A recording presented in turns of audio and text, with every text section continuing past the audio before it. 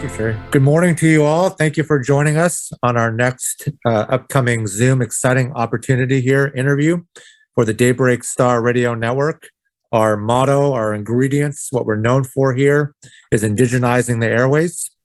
And we're really excited to have a few moments to talk to you guys. This will be highlighted on our website, our social media, and I'll definitely be hitting this on the air on afternoon drive time. So thank you for everyone joining us this morning.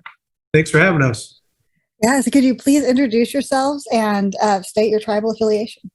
My name is Preston Singletary. I'm Tlingit and Filipino, and I live in the Seattle area. Shakindustu Khatosak, Kagwantana Yat, Kluknahadi Hatsiti, Kagwantan Dutch Hunk, Cook Hit Ayat, Sheet Kakwandak Nahatsiti. My names are Ed Littlefield and Shakindustu, born and raised in Sitka, Alaska, and I'm Tlingit. Right on. It's good to be here. Gayal Yaktu Salk, Dukten Tana Kat Kalkita Kakdukandu Ayahutsiti, which Kitanyari Ahat, Aish, Tihini to Salk, Tlingitaway Slagi, Filipino Ahat, Konaschish, Ho Ho. My name is Gene Tagaban. My Tlingit name is Gayal. I'm of the Dukten Ton clan, Raven Freshwater Sockeye clan from Huna. He's Alaska, child of a Wishkatan, Eagle Shark clan from Juan and Juneau. I'm Cherokee, Tlingit, and Filipino. My last name, Tagaban, comes from the Philippines from my grandfather, who's on my dad's side, who's Tlingit and Filipino. My grandfather comes from Bantog. My great-grandfather comes from Ilocos Norte. My mama, she's full-blood Cherokee, Tlagi from Western Bend, Oklahoma, born in Jay, raised in Xena.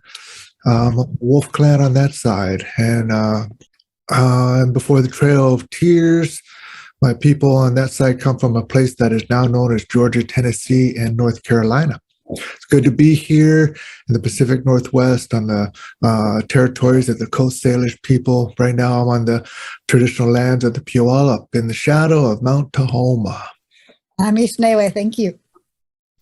So, my first question for all the listeners is, how do you pronounce properly the band's name, and where did it come from? The proper pronunciation of the name is Khueex. Khueex. It means potlatch in Tlingit, or a gathering of healing of the spirit. Healing of the spirit gathering, and how did we come across that, Preston? Actually, what was the final decision on coming across that? I think you brought that as an idea for the name of the band, and I liked it in terms of I kind of look at it, potlatch or Khueex, as being sort of a sharing of music, stories, songs, dances, and artwork coming together.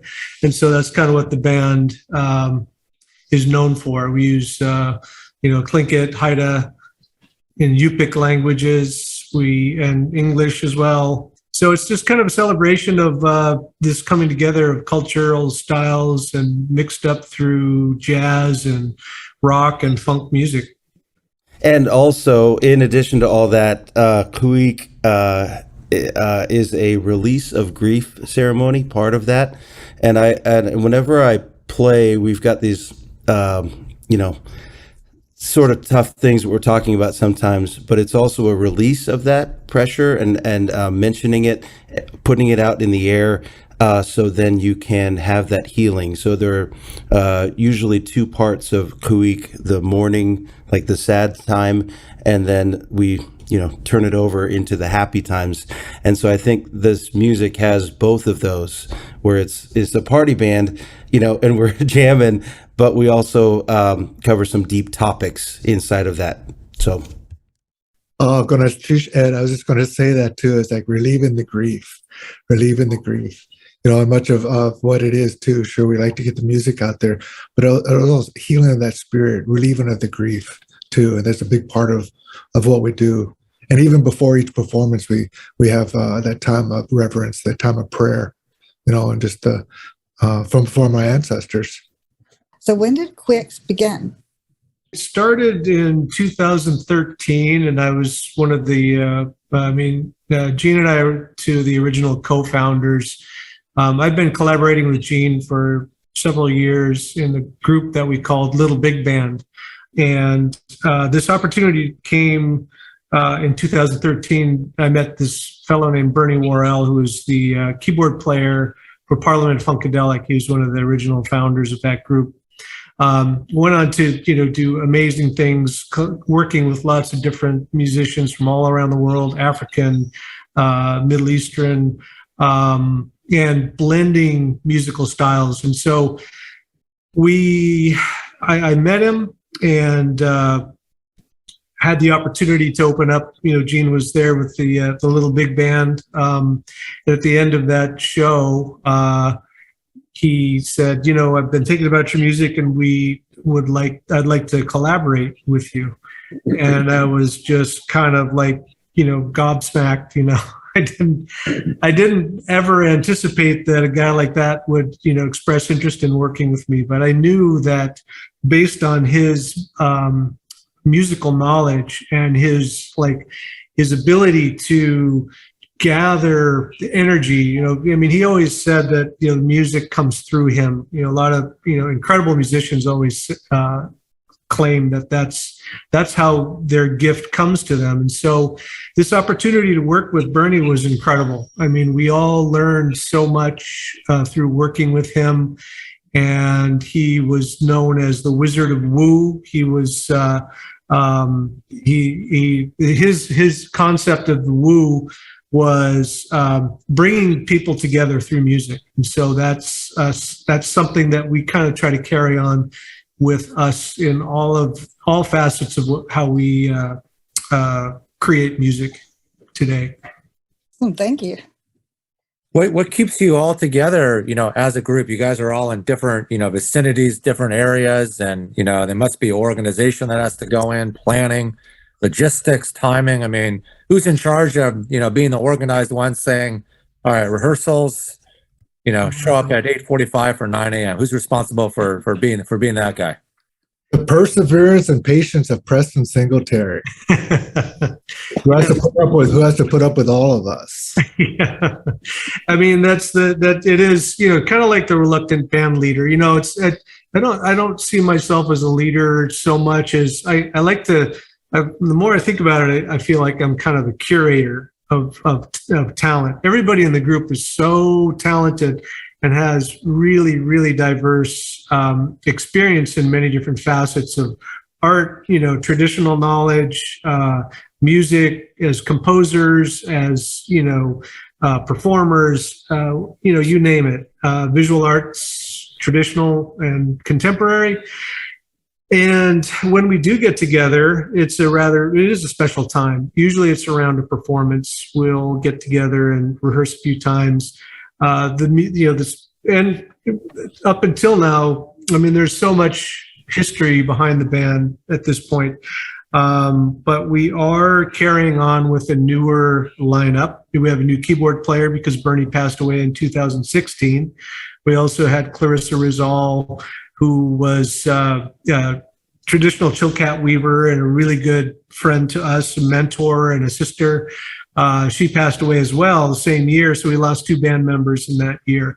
But today we're happy to say that we just released our 4th album. We have a 5th album coming out, which is reflective of the next chapter of the group, including Ed was heavily involved with this next release that the group is going to have ready probably by the middle of the year.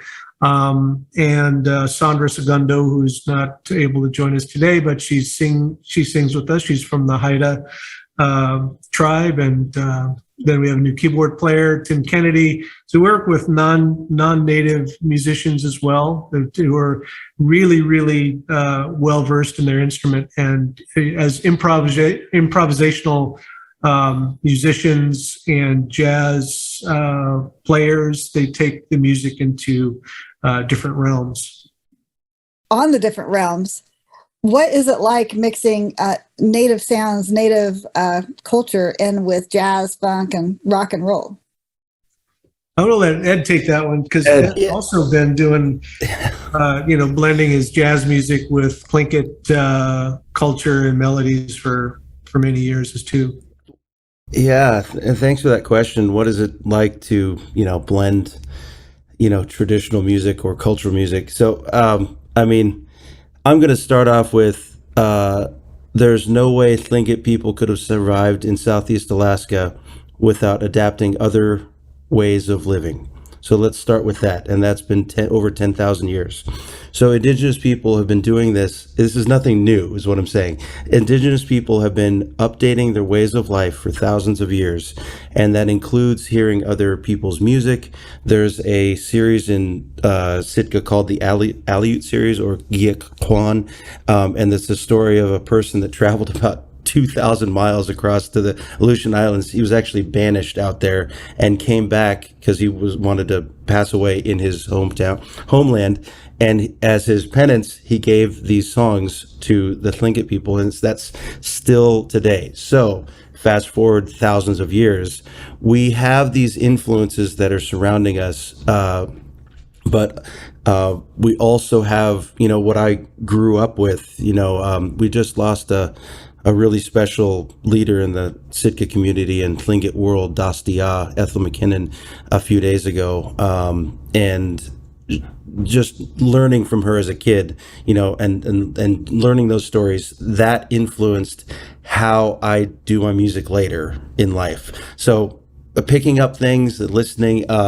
So getting back to that question, I thought I was doing something new when I combined jazz and Tlingit music. Turns out I was about 50 years late on that. You know how that works. So it's been going on for so long. You've heard of Jim Pepper, and there's a lot of great other artists like that. And so what's it like? Personally, I think keeping the culture at the core while having musical influences from outside that is what I think about. So how can we make this indigenous right here at the core, but also kind of like tack on some things on top that still don't change the core of what it is. So this is indigenous people making indigenous music in with a little icing on top kind of thing. So that makes it really special. Another wonderful artist too, Archie Kavanaugh, was a great jazz musician who combined his Tlingit culture in with modern with music, contemporary music. Part of that too is like as Native people, Indigenous people, we evolve. And so there's, when we talk about the boarding schools, the residential schools, and the colonization, industrialization, capitalization, and whatever happened and was thrown onto the Indigenous people of all the lands, there was kind of a stoppage of that natural progression of growth and evolvement of music, of art, of oratory, and all those things that were there. And so what's going on now? Now there's this you're feeling this resurgence of picking up where things were left off. And that's not only with the art, but with the theater, with the stories, with the writing, with the music, and just with way of life as well. And I love people are calling me that younger generation who are picking these things up now, and I'm really digging the younger generation now that's really coming behind us, and the revitalization of the language and bringing, and Preston here is working with Glass and the work that he does and the new designs that are coming out. So there's just the continuation of the evolvement that kind of like was at a standstill from that stoppage, but with the resilience of who we are as Indigenous people. And part of that too, Khueex, potlatch, that was illegal at one time to have that in the First Nations too, to have a potlatch and, or Khueex, and so here we are, and we're still here, and we're still growing. I would also just a little addition to concept of blending My interest in music growing up came through playing piano, and I learned how to play a few Scott Joplin riffs, ragtime piano, and it's something that attracted me to the syncopation of the music, and it carried through into rock music and funk music, soul music, and the syncopation that is present in those types of music. To me, funk music really embodies the best of soul, jazz, rock, gospel, and pop music, and dance music. And so, for me, that's what really drove this idea of bringing this influence into the Native music, because I wanted to hear it. I wanted to see how it would feel to try to take that level of jazz improvisation. It has a tendency to elevate the music and take it to different levels with the energy, the solos, and just the excitement of playing live music together. And so that's what I really wanted to see. And I didn't feel like that there was anything that was out there like what we do. You have indigenous, you have native reggae, you have native jazz, you have native, world beat, you have native rock, you have native blues, but you didn't have this funk jazz, on the level that I feel like we try to achieve.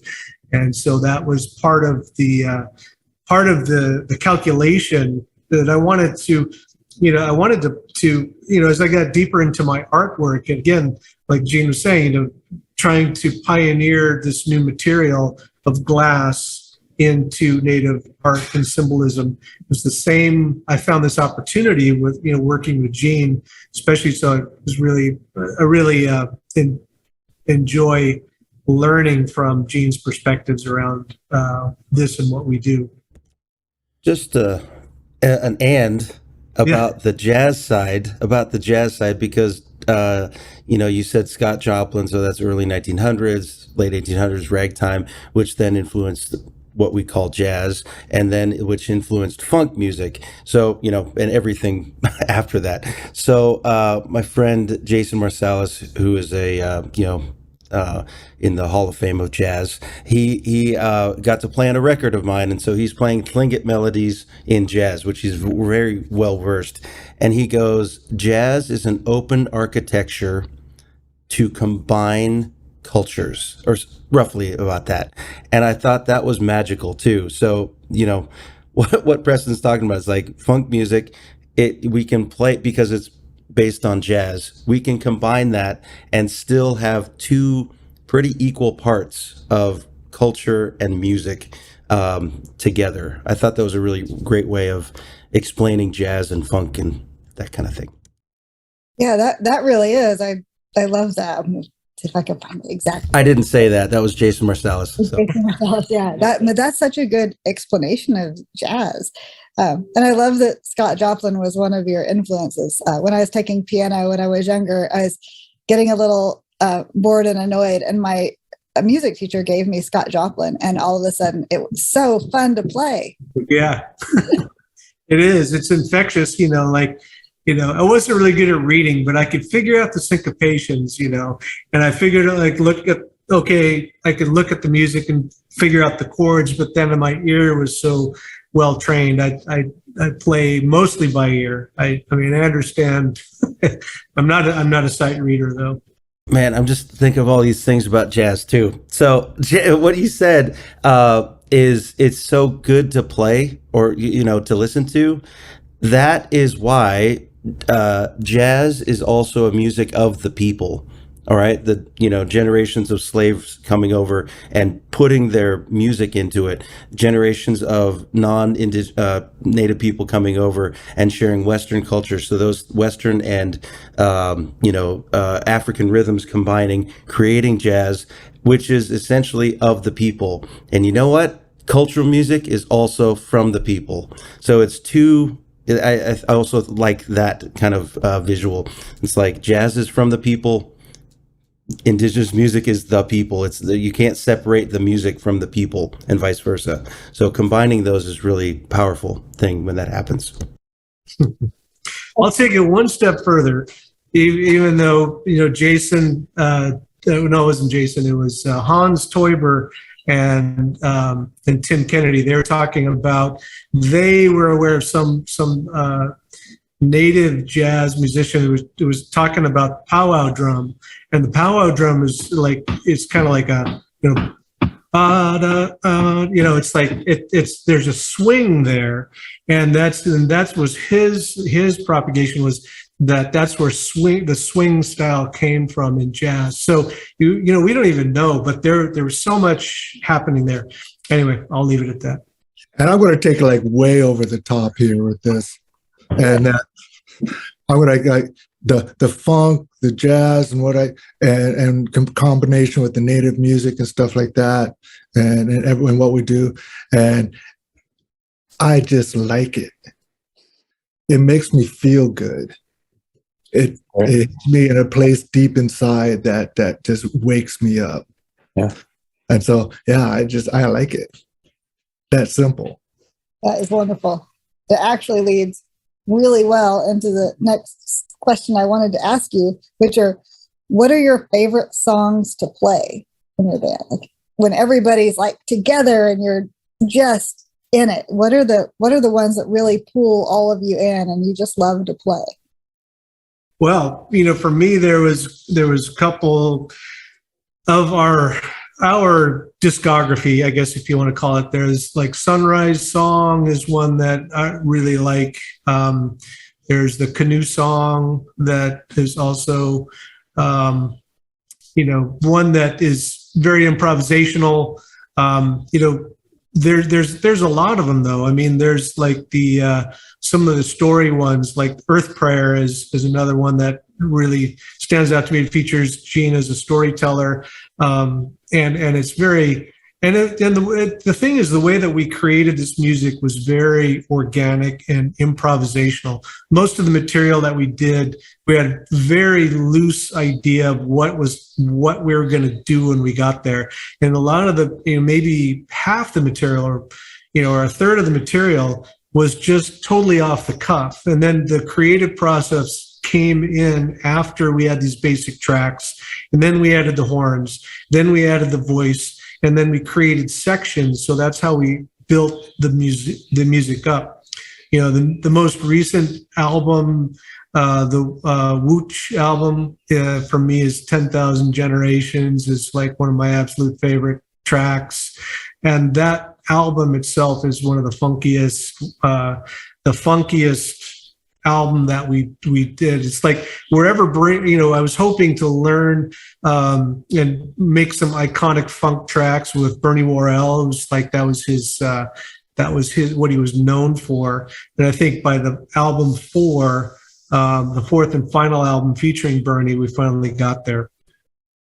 I just love the songs that share the stories. So I'm into, when I first started playing, I'm like, oh yeah, this is just the same groove over and over again for me, right?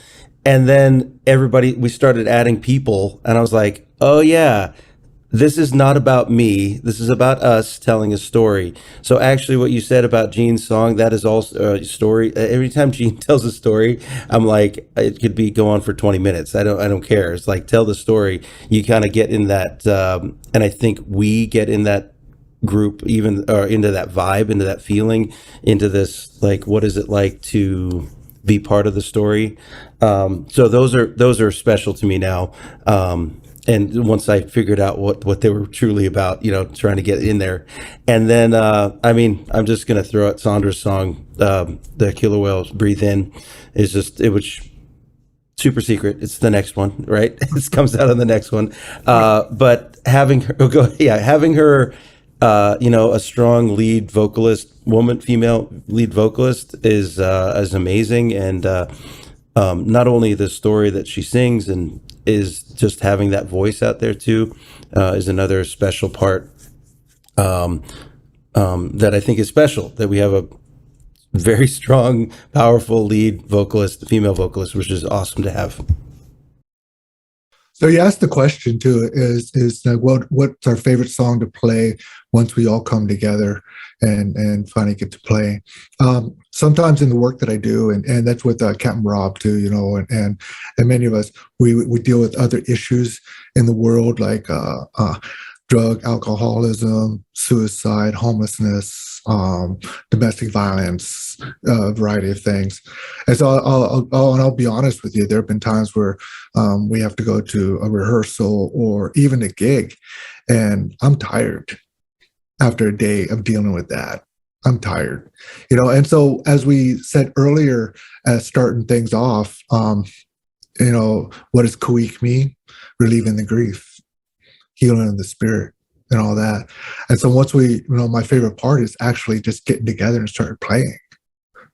So it really doesn't matter what we start playing. It's just getting together and just start bringing it out there, because the purpose of what we do is, again, to heal the spirit and healing of the grief and bring that joy and that and to the people, you know. And so there's, you know, even after there was the time of the pandemic when time of the pandemic here. I was speaking as if it's a long time ago. It was just you know, we're still in it, but you know, where we finally got together, masked up in the studio, put some things on, and then on stage, and there was no audience, but we were together playing, you know, and it really, and so that's you know, I dig just being on stage and feeling that energy. You know, and again, it's like I said earlier, it feels good, deep inside.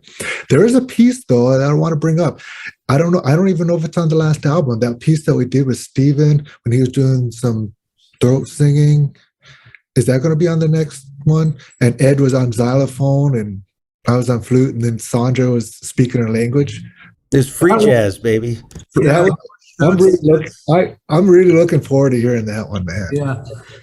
You know, it's as it goes with, you know, when we're in the studio, it's like I think we had about 6 songs. We thought, oh, this is going to be an EP. And then we started like, hey, let's try this one. Let's try something like this. You know, the engineer that we work with, Randall Dunn, is really instrumental in the creativity around recording and the music that we have put out on record so far.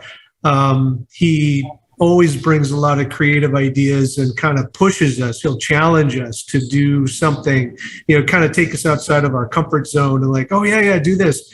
Or let's just do some throat singing, and everybody kind of like chimes in. So anyway, it's always an adventure. It's always special when we come together. That's what I really enjoy about recording, because it kind of captures a snapshot of what you're doing right then and there.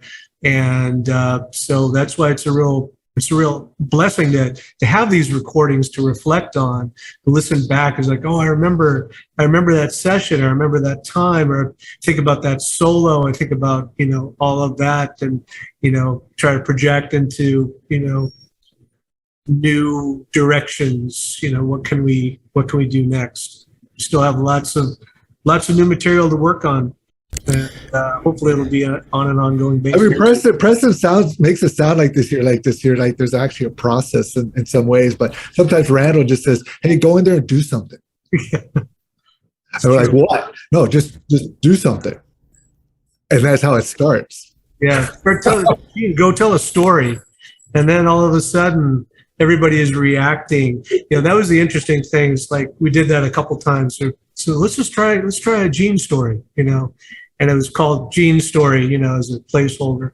And then if you listen to some of the earlier tracks where Gene's telling the story, and you listen to it's almost like a call and response. And Bernie was so gifted with that. He could pull out a little chord or a little jingle that would kind of echo what Gene was saying. And it was brilliant. I mean, you have to be really, you know, it's the music that we do is not, it's not something that you put on just in the background. I mean, it's almost kind of irritating in a lot of ways. Like I tried to play it at an opening for my, you know, one of my art shows, and it was almost too strident. It was like got really dynamic and huge, and then it got really low, and it's like almost distracting. But if you sit and listen to it with intent, the way that we used to listen to music in the old days, when all we had were records, and you had to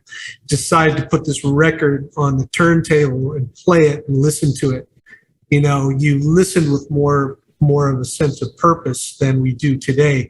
Or just plug in an algorithm, a genre, or the artist radio. It'll feed you material that you sometimes it's a way to discover new music. But in some ways, it takes the intelligence of how we approach music. It's like it could be anything, and good or bad or indifferent, we're still accepting it. That's awesome. Thank you all for that. That all actually circles back to what Ed said, that jazz is of the people. Just right there. Yeah. You guys are entering into the Hollywood arena here. You guys are hitting the big stage here with this upcoming documentary, The Magic of Noise, coming out this year. And I'm excited to learn more. And I'd like the listening audience internationally to understand what's on the playing field here and what we can expect. Well, we've been working with documentary filmmakers since about 2013. I've been working with them longer, but geez, that's coming up on 10 years now. So they've captured different aspects of us, from even back from Little Big Band to, some of our time in the studio.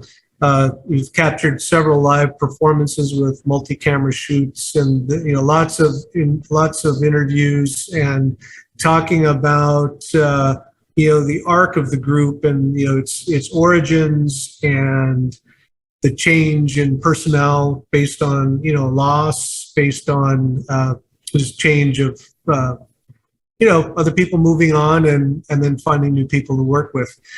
So I think this takes us through the entire arc of our creative process. It's more kind of sharing insights about what the music means to us, and getting into the creative process a little bit as well.